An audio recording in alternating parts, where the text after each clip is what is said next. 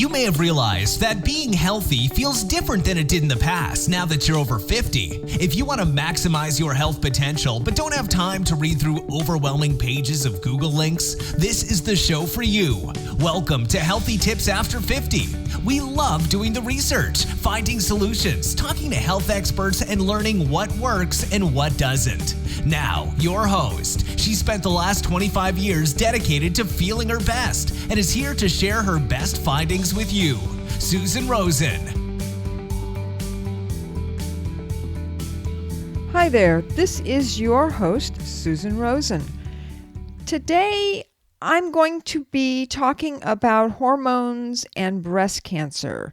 This has to do with women only. There was some new research that came out last August of 2019 having to do with, this was in The Lancet magazine, and they were talking about the results from a study that had looked at and done an analysis on 58 different studies that included information on the type and the timing of hormone, and we're talking about menopausal hormone therapy, MHT, use in individual women. So the researchers started gathering the studies in 1992, and they continued doing that until 2018. And then at that point, they correlated all of the information and all of the information that came out of all of these different studies. I was reading about this in my Harvard Women's Health Watch, which is a monthly newsletter that gets sent out. They were asking Dr. Wendy Chen, who is an assistant professor of medicine at the Harvard Medical School, to go through and provide some answers to just some general questions that have to do with the analysis and the information that got published. And they were asking her about looking at some of the old information that we've all gotten, and along with some of the brand new information that came out in 2018. So I'm just going to kind of go through it. I'm not going to read you word for word. I know you're probably very happy about that. But in the meantime, I will tell you what the question is and then essentially what her answer was. So the first question was, what's the connection between hormone therapy and breast cancer?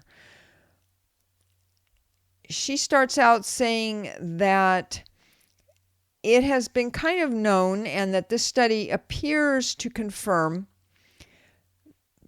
that women who do the hormone therapy for a longer amount of time have a higher risk of developing invasive breast cancer than those women who take it for a shorter period of time. And I think she's right in that we all have heard that. We've all been told that when we started going through menopause, that we could do this hormone therapy, but we probably don't want to do it for the rest of our lives, or even for 10 or 15 years. Then she goes on talking about how past studies, such as the Women's Health Initiative, found that the breast cancer risk actually started to go up after 2 to 3 years of hormone use. Whereas the Lancet study, interestingly enough, found that the risk started to go up almost immediately when the women started to use the MHT, hormone therapy. It seems kind of interesting. She says that it may be because of imprecise information about the duration of hormone therapy, But she also says it's reasonable to say that the risk of breast cancer starts to rise a year or so after starting hormone therapy and continues to climb from there, unquote. Then she was asked, the question she was asked was, is there a difference in cancer risk depending on the type of therapy a woman uses? And the answer to that is yes, which is not real surprising. So in the Lancet study, they used the estrogen only and the progesterone estrogen combinations. If you are male and listening to this, you probably don't recognize those, but if you're female, I have no doubt that you do, because that is also the way that a lot of the old birth control pills, well, still not just old, the current ones I'm sure are the same. The birth control pills were also formulated the same way. So they found in the Lancet that both of those kinds of therapies did elevate the breast cancer risk, and it actually was higher in the women who took the combination therapy, which is kind of interesting. A lot of interesting things in here. They also found that the estrogen-only therapy appear to be higher in normal weight women compared to obese women. And the reason that's interesting is because they've always been telling us that it is overweight women who have a higher breast cancer risk because they have higher levels of estrogen in their blood already from being overweight. But the Lancet study came out with something a little bit different. So Dr. Chen said she's still not comfortable saying that if you're overweight, you don't have to worry about taking hormones. That really isn't what they were saying, I don't think, in the Lancet anyways. But so that was one thing. And then she was also asked about using the vaginal estrogen, and does that also raise the risk of breast cancer? And the answer to that is no. It'd be very unlikely that those estrogens could make the breast cancer risk increase. The fourth question on here is, does hormone therapy bring greater risks if it started at a younger age? And she says that the study actually does indicate that, but she thinks there's a reason to question that conclusion. She says that the younger women that were in the study generally took the hormones for a longer period of time. And she believes, and I think this also was kind of shown in the study from what I could see, I also went and looked to the Lancet study myself, was that it really has more to do with duration than to age. And so the earlier you start taking it, the longer you're probably going to take it, and that's going to bring the breast cancer risk up. The next question, which is really interesting, again, I got to stop using that word. Do the breast cancer risks related to hormone therapy go away once you stop taking hormones? And the answer to that is no. It turns out that the risk stays high for years after you stop the hormone therapy. And then they just flat out came out and asked, based on all this information, should women take hormones to manage menopausal symptoms? And her answer, quote unquote, was, the bottom line is that if someone wants to use hormone therapy for a few years to manage menopause symptoms, that's still reasonable to do in most cases. But ideally, women should only take hormones for as short a time as possible. in general, what I say to patients is to use non-hormonal strategies first,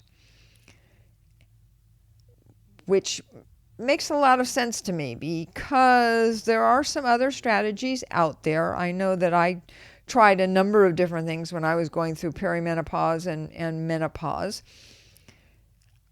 What the vaginal estrogen actually is pretty helpful for vaginal issues, and things for hot flashes and night sweats. I don't know. I'm not sure. I guess everything is very personal. But I didn't like it, but I lived through it.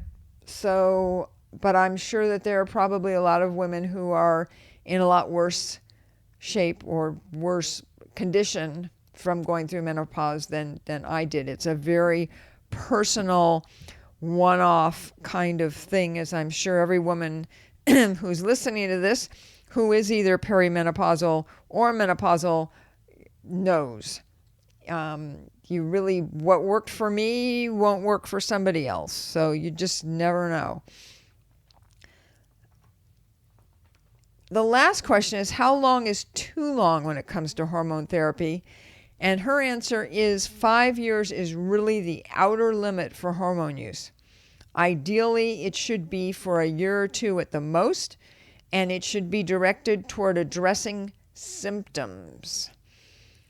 So she also talks about how if you do opt for hormones, be certain to taper off rather than stopping them abruptly when you're ready to discontinue treatment, because women who stop hormone therapy suddenly may experience a resurgence in symptoms. So that's also something interesting. I didn't realize that. But so that's where that is. Well, one more down, but then they were looking actually, because I was looking, as I say, at the Lancet, and the difference in the percentages was not that much. So the difference was, I don't know, it was only like 2 to 4%, something like that, difference between the breast cancer risk in women who don't take the hormone strategy, hormone therapy, and I think it was something like 2 to 4% higher in the women who were on the hormone therapy. And even then, we were talking about, I believe it came to like 8% or 9%. I don't want to get quoted on it, but it wasn't like we were talking about 50% or something like that. So you may want to try taking hormone therapy for a short amount of time and see how that works, because it may help you kind of just get over the hump to not having the symptoms, the hot flashes, and so on and so forth. One other thing I thought that I would mention is that I saw in another newsletter that they were talking about doing genetic tests on all women with breast cancer, as compared with the typical practice of just testing those with a family history of the disease. They said that it's worth the extra cost, according to a study that was published in the Journal of American Medicine Oncology. And the study authors say their findings actually should prompt the expansion of genetic testing to all women diagnosed with breast cancer. They found that it was very clear that if they test the patients for genetic variances that raise breast cancer risk, such as the BRCA, the BRCA2, and PALB2, which I think probably most women are all familiar with those, that it would enable doctors to identify more women who carry those variants in their genes and who therefore might be able to gain some benefit from some of the preventive strategies that they have. Now, the researchers were kind of wondering whether doing so would be too costly. So what they did was they set up a computer model to analyze the data from more than 11,000 women, and they found that not only would the cost of testing all American women with breast cancer be balanced out by later savings on healthcare services, but also that just 1 year of testing could prevent an estimated 9,700 new cases of breast and ovarian cancer and 2,400 deaths. So that sounds pretty impressive to me. I think that if they wanted to ask a lot of women, that a lot of women would definitely, especially those who have breast cancer, would be willing to help fund that. So that's it for today. If you are male and listening to this and you have some women in your life who are either close to going through menopause or are in menopause, you might want to suggest that they give a short listen to this podcast, because there may be some information that they may learn and that they can then go and talk to their doctors about. I think it's a very important subject.